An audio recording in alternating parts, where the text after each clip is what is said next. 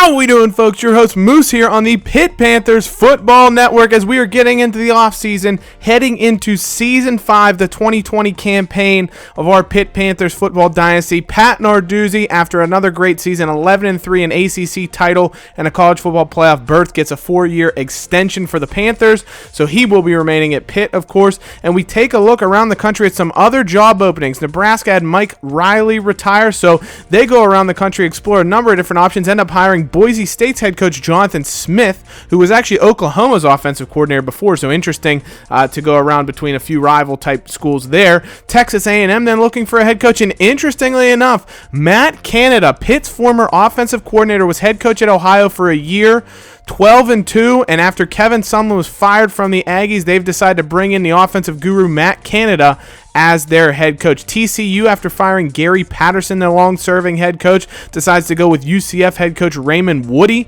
to take over after he went 11-3 for the Knights last season. Baylor looking for a head coach this year, and they end up picking UAB head coach David Reeves. So similar to what they did with Matt Rule in real life, looking to bring in a coach who really turned around a group of 5 school in Reeves, who made UAB 13-1 last season. He'll now try and lead Baylor back to prominence. Cal decides to hire LSU defensive coordinator Gene Chizik after firing former Clemson defensive coordinator Brent Venables, who was their head coach. Oregon State looking for a head coach, and they're going to go ahead and choose Hawaii's head coach, they're going to choose LSU's offensive coordinator Cam Cameron they've brought into Oregon State. So both of the LSU coordinators off the board. Boise decides to replace their vacant head coaching position by promoting from within defensive coordinator Andy Avalos to become the head coach of the Broncos. UCF now looking for a head coach. They do briefly look at Pitt defensive coordinator Randy Bates, but he intimates there's no chance that he wants to leave Pitt, so UCF decides to go with offensive coordinator from Ohio State Dan Enos, runs a pro-style offense, and he'll take over there in Orlando. Tulsa looking for a head coach as well. They look around the country and end up settling on Arkansas State defensive coordinator Brett Bielema, so the former Wisconsin and Arkansas head coach now getting back into the head coaching ranks at Tulsa. Hawaii got a new head coach. They brought in Nick Rolovich, a Hawaii grad, former quarterback for them. Connecticut decides to hire Kansas State offensive coordinator Dana DeMel to be their new head coach after they fired Bob Diaco. UAB, of course, needs a new head coach after losing their head coach to Baylor, and they decide to promote from within. Defensive coordinator Lorenzo Ward will take over for the Blazers, looking to replicate the success that they've had over the last couple of seasons. Iowa State takes Gary Patterson, who had been fired from TCU, and after firing Matt Campbell, they make him their head coach. So if you look around the country, of course, we'll kind of scroll through and just take a look at different jobs, because I like seeing the different moves that have been occurring around the country. It adds that sense of immersion to know where some different head coaches are. Hawaii's head coach decided to go to Vanderbilt.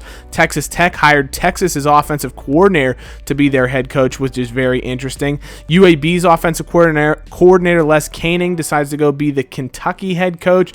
Cutcliffe gets re-signed at Duke. Jim Chaney, former Pitt offensive coordinator a few years back before we even started this dynasty, ends up deciding to take the position as LSU offensive coordinator. He served the same job at Georgia in the year prior. And then, of course, you have a lot of different coordinators that end up getting pulled in and given options like that. I think there was one or two head coaches.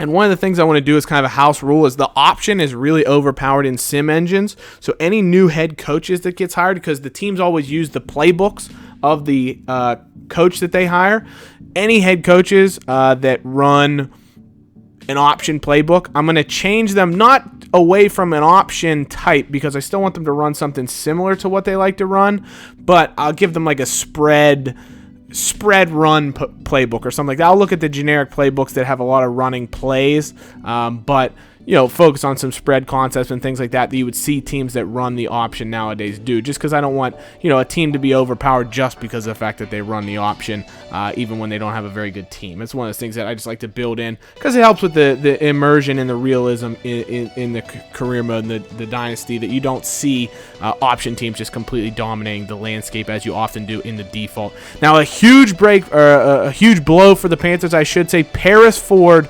free safety, has decided to declare for the NFL draft. It makes sense. He won the Bednarik. He won the Thorpe Award. He's pretty much accomplished everything he could on an individual level. All-American, everything else, all ACC. So he will be on to greener pastures going to the NFL. And we have a ton of players leaving. One other player that will be leaving, Calvin Edwards. He was our backup fullback. He redshirted this year. Very low rated because he did get hit with a regression in the first offseason, but he's decided to transfer back to Virginia, back closer to home, to play for Old Dominion. So we will be losing him, which means we'll only have one true fullback on the roster in Samuel Smoot, and he'll be a senior this year. We'll also be losing, of course, a ton of defenders and different players for us. What was weird is a lot of them just weren't projected to be in the draft. We know if they put up the seasons like they did in this dynasty, and I'm not too worried about it because we're not directly tying this into Madden or anything like that, but we have some players that we know would be in the draft. Patrick Jones would be getting drafted. Amir Watts, Keyshawn Camp, Damar Hamlin would definitely be guys that would be sought after in the draft. I think, no doubt about it. But if we look around some different teams, N'Keal Harry, a big player for Arizona State. Alabama had a ton of different players projected for the draft. Clemson has Tavian Feaster, their junior running back, decides to declare, as does Albert Huggins, defensive tackle, so they'll lose a few guys to some declarations to the draft, as well as some good high-level talent. Felipe Franks finished second in the Heisman behind Joe Burrow. He decided to declare for the draft as well after a fantastic season, which means Florida will be breaking in a new starting quarterback this season. And they'll have a good quarterback battle in spring ball. They got Kyle Trask as well as an up-and-coming junior who's looking to take that potential position. Mecole Hardman of Georgia decided to stay, was convinced to stay in Georgia. And then with LSU, I mean, just the talent level they had. No wonder they win the national championship. Look at the players they had. They had like 8 guys declare and already had 11 or 12 guys that were just available for the pro draft that were going to be drafted at some point or another. An absolutely ridiculous amount of talent that this LSU team had. Of course, Joe Burrow projected as the #1 overall pick in the draft, but then they have guys all over the field projected throughout the college football draft. Look at that. 3 first-rounders, 3 second-rounders. If you take a look here, Moreau, Brissett, and Okeke in the second round, Alexander Ducre, Fulton going in the third round. So they are just stalking the draft. That's 9 guys already, 10 with Smith. Growden in the 4th round is the punter. So there's 12 because they got 2 in the 4th round. 5th round, they have 2, so that's 14 guys. 6th round, they have 1, 15. 7th round, they have 2 more. So I think, or 3 more. So I think that's what, 17 or 18? No, 19. There you go. D. Anderson. They just keep adding more players. I think LSU had 20 players drafted.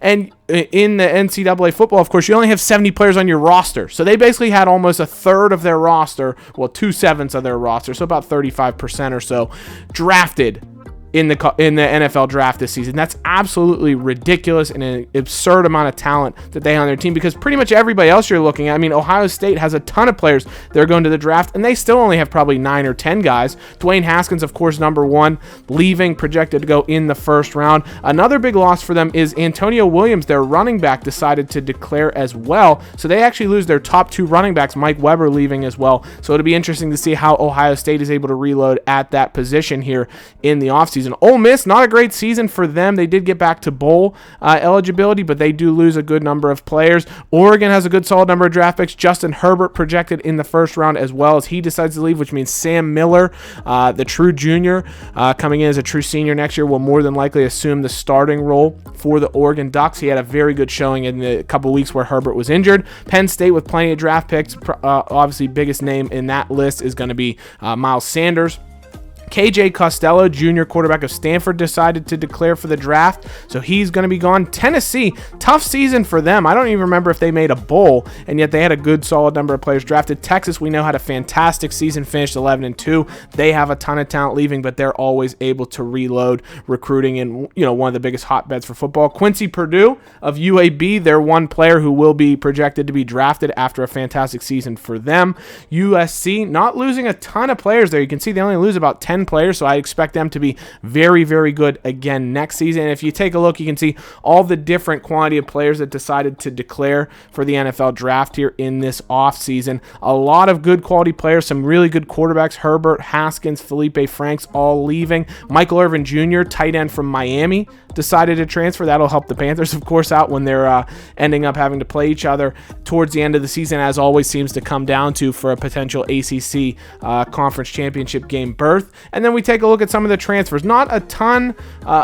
There's a ton of transfers and a few high-level ones. If you take a look, LSU ends up losing Stevenson, outside linebacker, to UTEP. Jay Mitchell, middle linebacker from Miami, decides to go to Cal. 77 overall, so he's a very good player there that they'll be losing. Rutledge from Northwestern decides to transfer across the state to Indiana, across states. Northwestern's in Illinois. Decides to go to Indiana, so they'll get a nice quarterback eventually in a couple of years. Joe Mason leaves Texas A&M to go to Texas State, so he'll stay in state but go down to a Group of 5 school. Nate Johnson decides to leave Virginia to go to West Virginia.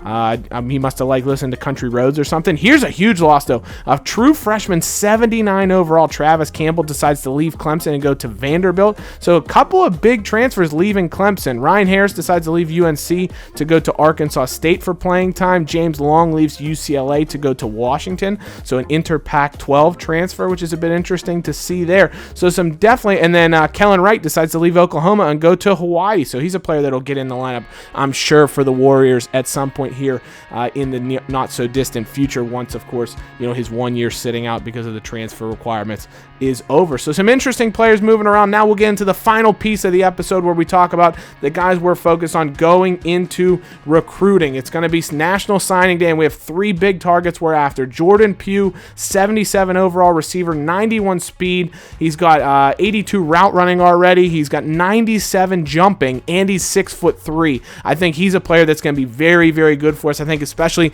in the red zone with his jumping ability and decent catching already, he could be a guy that goes up and gets fades and things like that. Plus, he's got pretty good speed already and good size, so I like him a lot. Mike Lee, we need some defensive ends. We have Wolfgang, we have Baker, we have Malachi Bordeaux, Jalen Hills as well, redshirted this year, but we only have 4 DEs, so love to bring in Mike Lee, especially local product. We'll be fighting with Penn State for him, just like we will for the services of Jordan Pugh. And then Nick Harris, I think we're probably the leaders in the clubhouse to try and bring in. Dublin, Ohio product.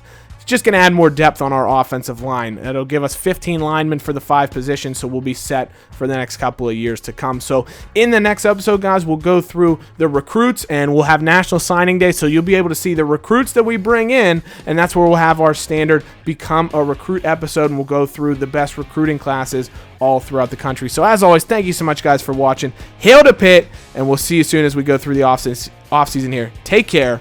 Bye-bye.